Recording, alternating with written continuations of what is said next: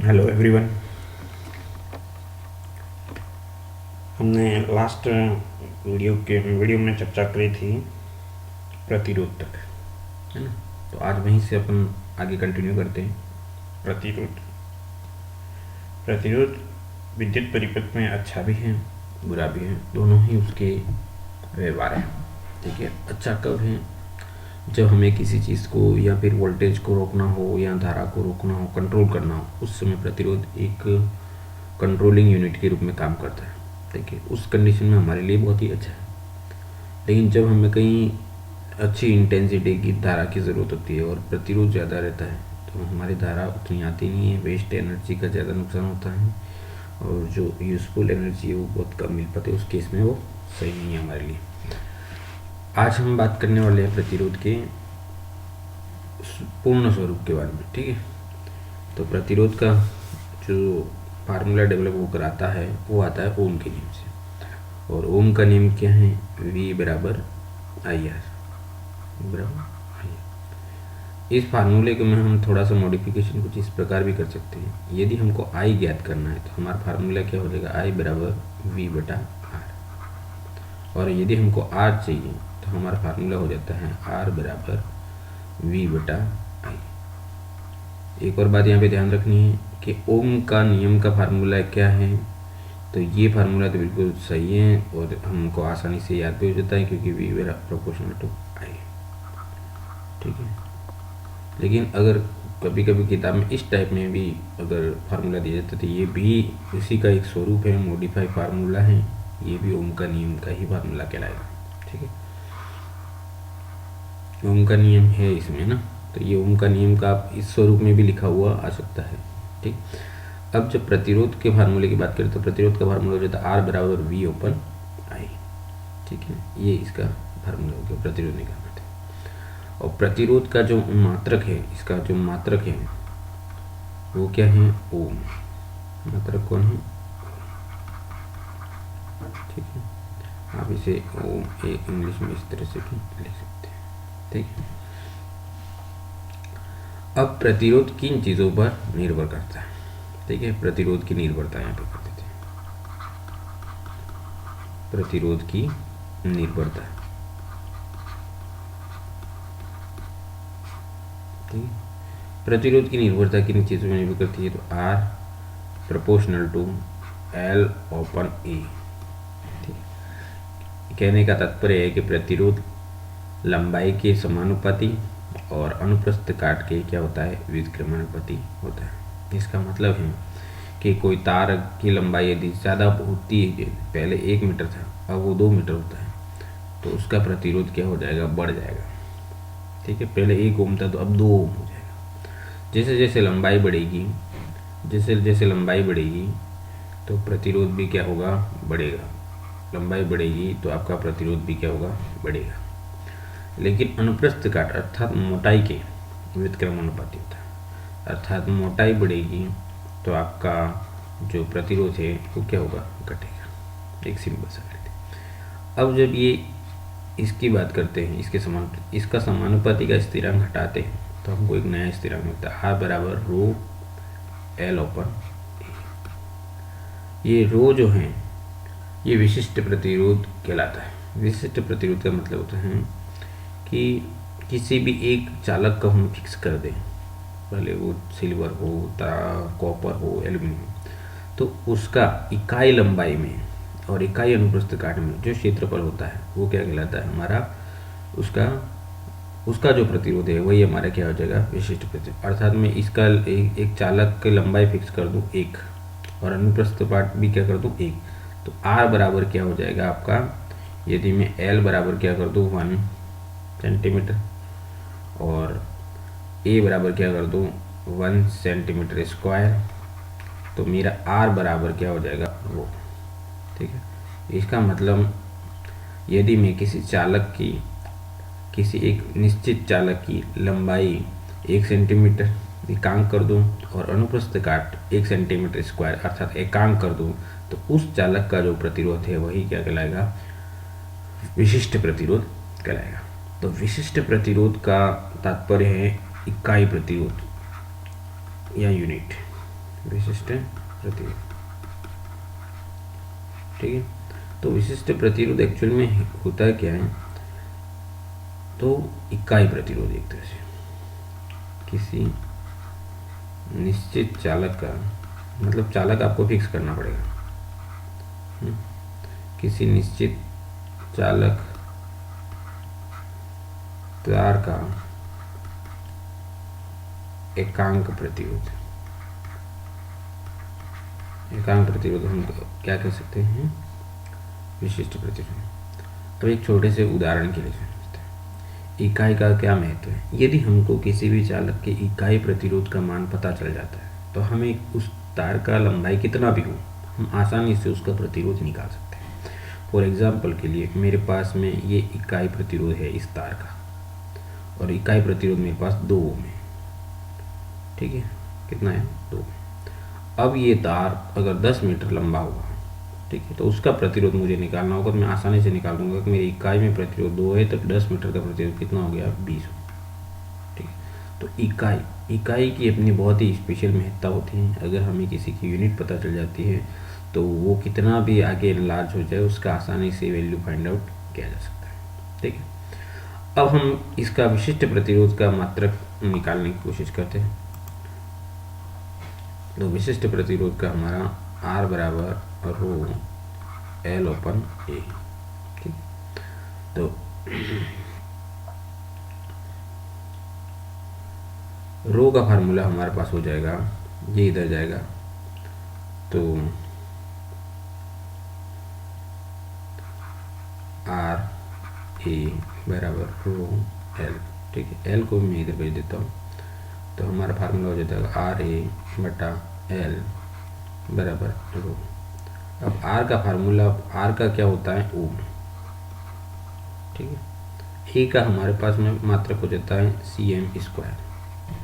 ठीक है, और इसका क्या हो गया, सी एम। एक सी एम से एक सी एम कट जाएगा, तो हमारे पास में जो विशिष्ट प्रतिरोध का जो मात्रक आता है या यूनिट आता है वो क्या आ जाएगा, ओम सेंटीमीटर। ठीक है, ये क्या है, विशिष्ट प्रतिरोध का मात्रक, विशिष्ट प्रतिरोध का मात्रक। ठीक, विशिष्ट प्रतिरोध बहुत ज़्यादा महत्वपूर्ण है।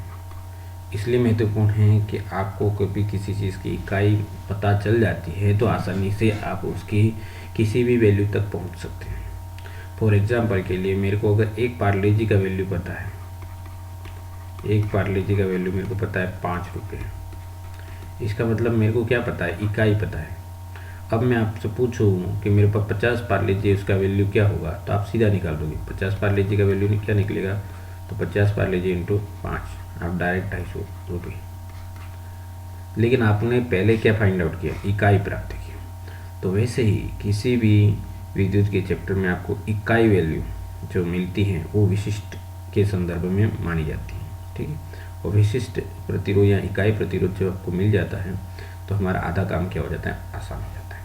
ठीक है, अब प्रतिरोध किन चीज़ों पर निर्भर करता है। ठीक है, तो प्रतिरोध, एक तो बात हो गई हमारी कि यहाँ पे लंबाई और अनुप्रस्थ काट के अलावा। ठीक है, नेक्स्ट अपन बात कर लेते हैं प्रतिरोध ताप के ऊपर, प्रतिरोध ताप के ऊपर। ताप, ताप बढ़ाने से आपका प्रतिरोध क्या होगा, बढ़ेगा। प्रतिरोध क्या बढ़ेगा, बढ़ेगा। क्यों, क्योंकि इलेक्ट्रॉन का मूवमेंट क्या होगा, ज़्यादा होगा, ज़्यादा होगा तो सीधी सी बात है उसके अंदर भी अवरोध भी ज़्यादा बढ़ेगा। तो ताप बढ़ा दोगे किसी का तो उसका प्रतिरोध भी क्या हो जाएगा, बढ़ जाएगा। ठीक है, चलो इसके आगे बढ़े। ये तो बात हो गई प्रतिरोध की, V की, I की। ठीक है, अब हम आगे चलेंगे नेक्स्ट। अब हमारे सामने नया टॉपिक है प्रतिरोधों का संयोजन। ठीक है, तो चले आगे। प्रतिरोधों का संयोजन।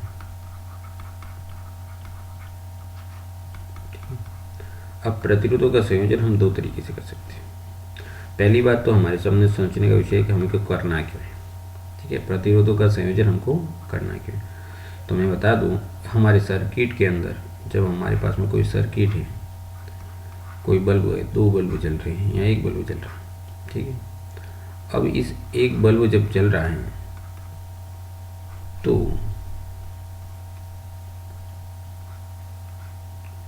हमारे पास में अगर ये 10 वोल्टेज का है और इसकी जो क्षमता है वो 5 वोल्टेज की, अगर इसके अंदर ये धारा जाती है तो ये बल्ब क्या हो जाएगा, फूट सकता है।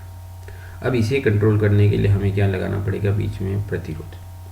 अब प्रतिरोध कितना लगाएं, ये हमारे सामने चीज़ होती है कि हमें इन चीज़ों को कम प्रतिरोध की आवश्यकता है या अधिक प्रतिरोध की आवश्यकता है। तो हमें दो टाइप के कंडीशन हमारे सामने रहते हैं जिसकी सहायता से हम प्रतिरोधों को कम ज़्यादा कर सकते हैं, उस प्रकार से संयोजित करके। ठीक है, तो यहाँ पर मैं देख लेता हूँ आपको दो प्रकार के संयोजन हैं।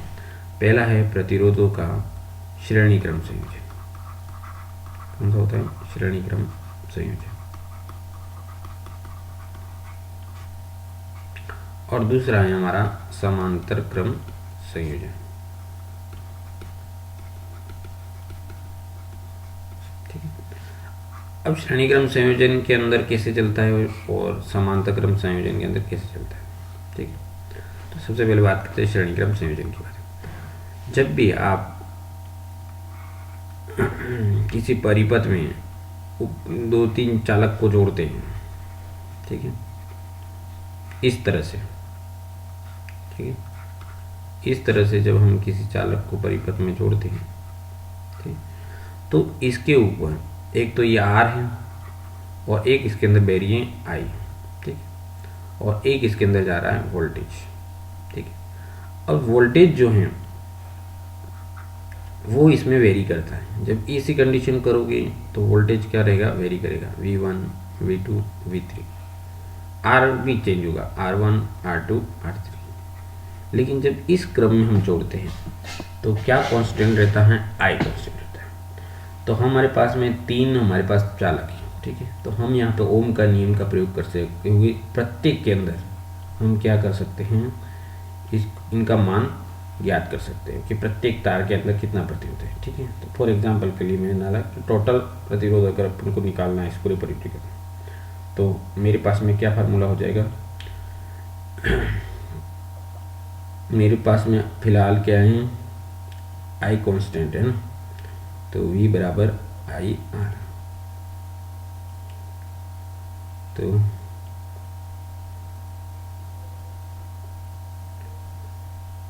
मैं फार्मूला लगा दूंगा IR, V बराबर V1 plus V2 plus V3। ठीक है, अब मेरे तीनों के केस में मेरे अंदर वोल्टेज आ रहा है, V का फार्मूला हो जाएगा मेरे पास IR, यहाँ पे V1 का हो जाएगा IR1, V2 का हो जाएगा IR2 और V3 का हो जाएगा IR3। अब मैं क्या करता हूँ, I को कॉमन निकाल देता हूँ और यहाँ मेरा बच जाता है IR, और इधर भी मैं I को कॉमन निकाल देता हूँ, अंदर बच जाता है R1 plus R2 plus R3। अब ये कॉमन कट जाता है। ठीक, तो हमारे पास में जो सूत्र निकल करके आया है श्रेणी क्रम का, वो है R बराबर R1 plus R2 plus R3। ठीक है, R क्या है यहाँ पे, टोटल। इसका मतलब ये है कि जब भी हम प्रतिरोध, हम किसी चालक को कुछ इस क्रम में जोड़ते हैं, लगातार क्रम में, एक के साथ एक के पीछे एक के पीछे, तो उस कंडीशन में परिपथ में जो धारा है वो कांस्टेंट जाती है। मतलब धारा में कोई चेंज नहीं होता, धारा इसमें भी वही जाएगी, इसमें भी वही जाएगी और इसमें भी वही जाएगी, लेकिन तीनों में जो वोल्टेज रहेगा वो अलग अलग रहेगा, V1, V2 और V3, और प्रतिरोध भी तीनों में अलग अलग, एक बार R1 है, एक बार R2 है। अगर यदि हमको इस परिपथ का टोटल वोल्टेज निकालना है तो ये वोल्टेज होगा इन तीनों के योग के बराबर। जो बैटरी का वोल्टेज है वो अगर हमको निकालना है तो इन तीनों के वोल्टेज के बराबर, तो V हमारा टोटल होगा V1 plus V2 plus V3। अब V में जो ऊपर नीचे होता है कि इसमें बड़ा कैसे घटा कर, तो उसके लिए जो फैक्टर रिस्पॉन्सिबल है वो I और R। जैसे I इसके अंदर कोई चेंज हो नहीं रहा है तो R के कारण से ही इसके अंदर चीज़ों में चेंज आएगा। तो इसका फार्मूला हो जाएगा V बराबर IR1 IR2 IR3। अब IR1 R1 R2 और R3, I से I कट गया तो आपका फार्मूला आ गया प्रतिरोधों के संयोजन का श्रेणी क्रम का फार्मूला R टोटल बराबर R1 plus R2 plus R3। ठीक है, अब हम बात कर लेते हैं नेक्स्ट समानता क्रम संयोजन। ठीक है, नेक्स्ट आ जाएगा हमारे पास समानता क्रम संयोजन।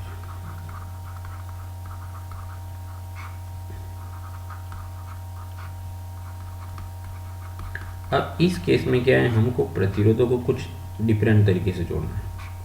फॉर एग्जांपल के लिए मैंने कुछ इस तरीके से जोड़ता हूँ, ये कहलाता है मेरा समानता क्रम। ठीक है,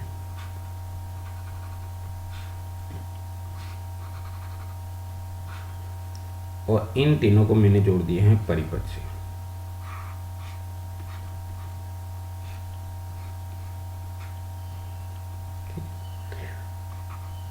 इसका प्रतिरोध है R1, इसका प्रतिरोध है R2 और इसका प्रतिरोध है R3। ठीक, अब हमको क्या करना है, इसके अंदर वोल्टेज कितना जा रहा है ये हमको निकालना है। तो इसके अंदर वोल्टेज जो है, जब हम इसको इस तरह से जोड़ते हैं तो वोल्टेज तीनों में कॉमन जाता है, V V V।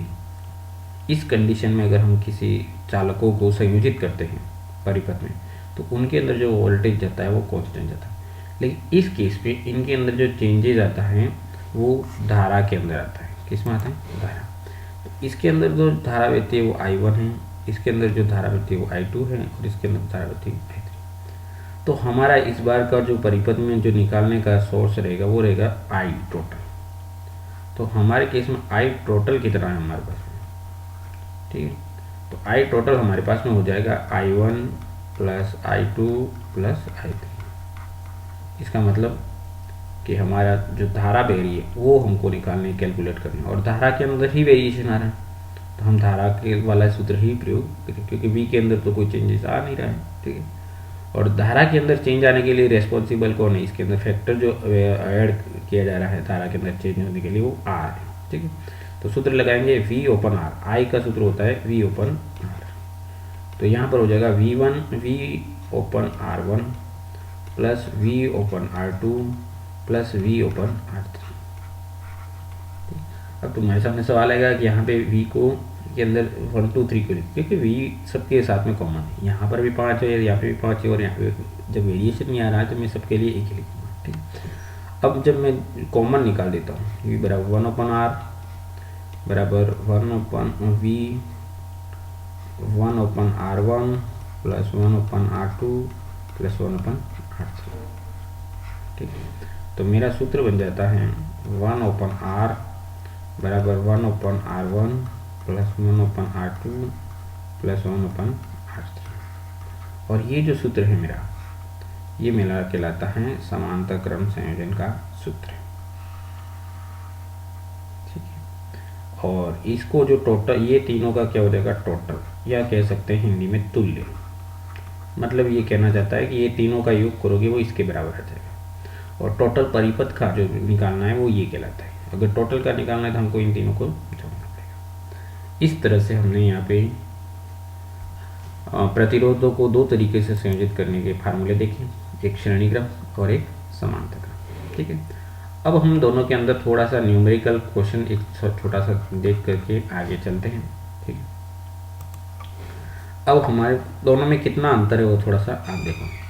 श्रेणी क्रम चाहिए और इधर हो जाएगा समांतर। ठीक है, श्रेणी क्रम का मतलब है कि हमको कुछ इस तरह से प्रतिरोधों को आपस में जोड़ना है लगातार क्रम में। ठीक है, हमारे केस में यहाँ पर हमारे पास में 4 है, कितने हैं 4, और प्रत्येक का मान कितना है 2 ओम, इसका भी मान कितना है 2 ओम, इसका भी मान कितना है 2 ओम। इसका भी मान कितना है, ठीक है। अब इसका टोटल निकालोगे तो इसका फार्मूला लगाना पड़ेगा पहले, आर तुल्य बराबर R1 plus R2 plus R3 plus R4, ठीक है। तो हमारे केस में हमारे पास रिजल्ट आ जाएगा 2 प्लस 2 प्लस 2 प्लस 2 और उत्तर आ गया हमारा 8 ओम।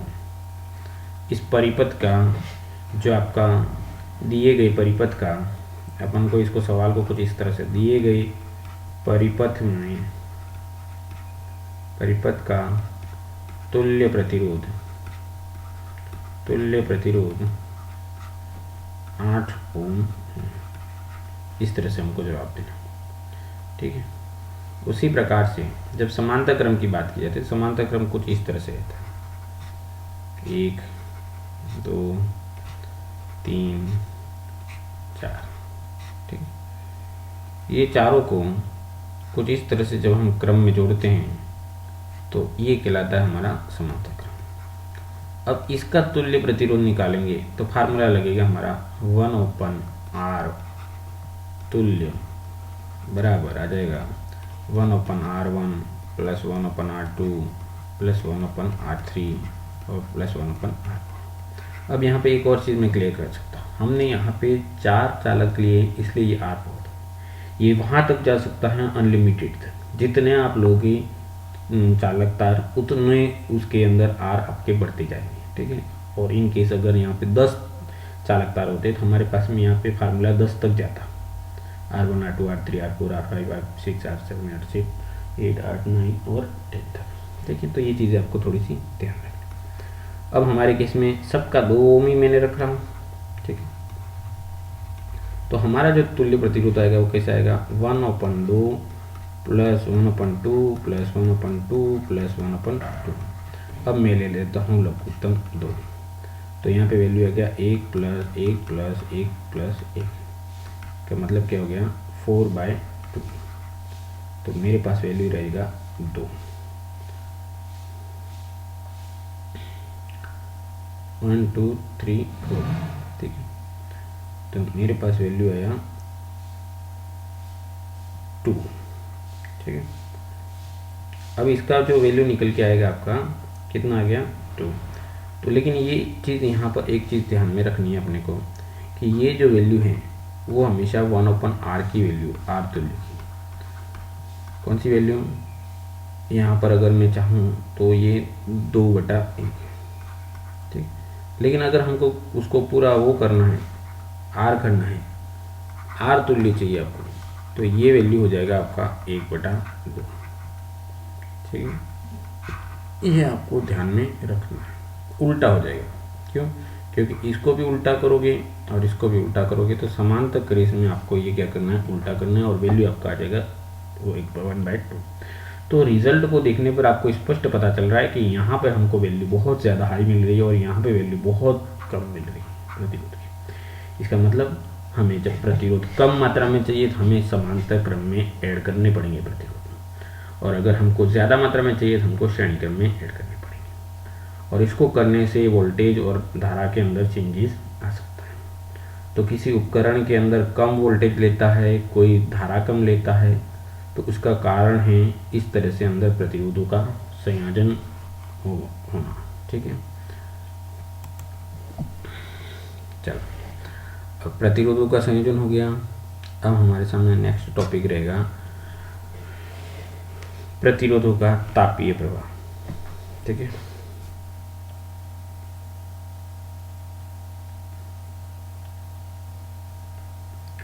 तापीय प्रवाह,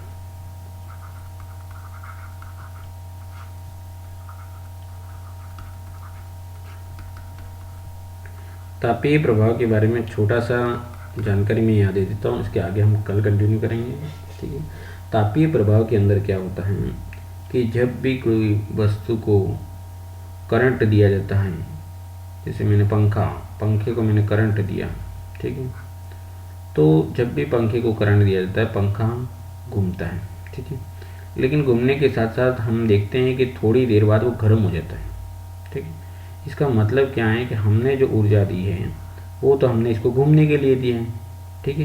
लेकिन वो स्वतः ही उसके अंदर वो हीट का फैक्टर अंदर जुड़ जाता है, और ये जो हीट का फैक्टर जुड़ रहा है वो हमारी मर्जी के खिलाफ जा रहा है। ठीक है, इसका मतलब हमने इसको दिया है 2 एम्पियर की धारा फॉर एग्जांपल की, ठीक है, मानने के लिए। ठीक है, और यहाँ पर 2 एम्पियर की नहीं जा करके 1.8 एम्पियर जा रहा है इसके घूमने के लिए, और 0.2 एम्पियर है वो कहाँ जा रहा है, वेस्ट अनुपयोगी के लिए, अनुपयोगी हीट में जा रहा है। ठीक है, तो यहाँ पर हमने देखा कि जब भी कोई काम किया जाता है तो अनुपयोगी ऊर्जा निकलती ही निकलती है। अब इस चीज़ को, इस फैक्टर को हमने क्या कर दिया, उपयोगी काम करने के लिए, या इस सिद्धांत का प्रयोग हमने कि ये क्यों होता है उसको पहचान करके इसका हमने हमारे दैनिक जीवन में कुछ ऐसे उपकरण बनाए हैं जिनकी हमको वास्तव में आवश्यकता थी, और ऐसे उपकरण बनाने में हम क्या हो गए, सफल हो गए। जैसे हमको पानी गर्म करना है, ठीक है, पानी गर्म करना है, तो पानी गर्म करने के लिए हमको क्या चाहिए, हीट चाहिए। अब हम ऐसा उपकरण बनाएं कि जिसमें ज़्यादा हीट निकले, तो हमने कंसेप्ट यहाँ से पकड़ा कि हीट कब निकलती है और क्यों निकलती है, इसका रीज़न हमको यहाँ से मिला। हमने इसके ऊपर मंथन किया तो पाया कि हीट के निकलने के पीछे रीज़न क्या है। तो हीट के निकलने के पीछे रीज़न है कि तार या इस पंखे के अंदर क्या है, प्रतिरोध का होना। जितना ज़्यादा प्रतिरोध होगा हीट उतनी ही ज़्यादा निकलेगी। ठीक है, प्रतिरोध कम होगा तो उसका उपयोगी काम क्या है, बढ़ जाएगा, लेकिन प्रतिरोध बढ़ेगा तो आपका हीट निकलेगा। तो हमने क्या कर दिया, किसी तार के अंदर क्या कर दिया, प्रतिरोध को बढ़ा दिया। जब आप प्रतिरोध को बढ़ा देते हैं तो वो वस्तु क्या हो जाती है, बहुत ज़्यादा हीट देने लगती हैं, और जब ज़्यादा हीट देने लगती हैं तो आप उसका प्रयोग अपने हीट के, जो हीट से होने वाले कार्य हैं उसमें उपयोग कर सकते हैं। तो यही हमारा जो तापीय प्रभाव है वो यही बता रहा है कि तापीय प्रभाव से हम क्या उपयोगी काम कर सकते हैं। तो एक तो इसका हो जाएगा हीटर, और दूसरा क्या है, इस्त्री। इस्त्री का मतलब प्रेस। ठीक, कपड़े गर्म करने के लिए हमको हीटर और इस्त्री की ज़रूरत पड़ती है। पानी गर्म करने के लिए हीटर और कपड़े प्रेस करने के लिए इस्त्री। अब ये दोनों की सहायता से हमारे कुछ जो घर के काम है वो निपट जाते हैं, और हमको इसकी वास्तव में ज़रूरत भी रहती है। लेकिन हमको इसको बनाने के लिए कौन से प्रिंसिपल का उपयोग करना पड़ेगा, ये वेस्ट ऊर्जा जो निकली है उस कंसेप्ट को पकड़ना पड़ेगा, उसको उसके आधार पर ही हम इस टाइप की उपकरण बना पाएंगे। ठीक है, तो हमारा दोनों जो मत था वो सॉल्व हो गया है। एक तो उपयोगी काम भी हो गया, और उसी के आधार पे हमने क्या कर दिया, नई चीज़ों का भी इनोवेशन किया जो वेस्ट ऊर्जा से निकलेगी। ठीक है, तो इसके आगे हम कल कंटिन्यू करेंगे। तो आज के लिए बस आज के सेशन में इतना ही। इसके आगे हम कल इसके संबंध में कुछ एक सवाल और विद्युत शक्ति का लाभ लेकर के आगे बढ़ेंगे। तब तक के लिए धन्यवाद।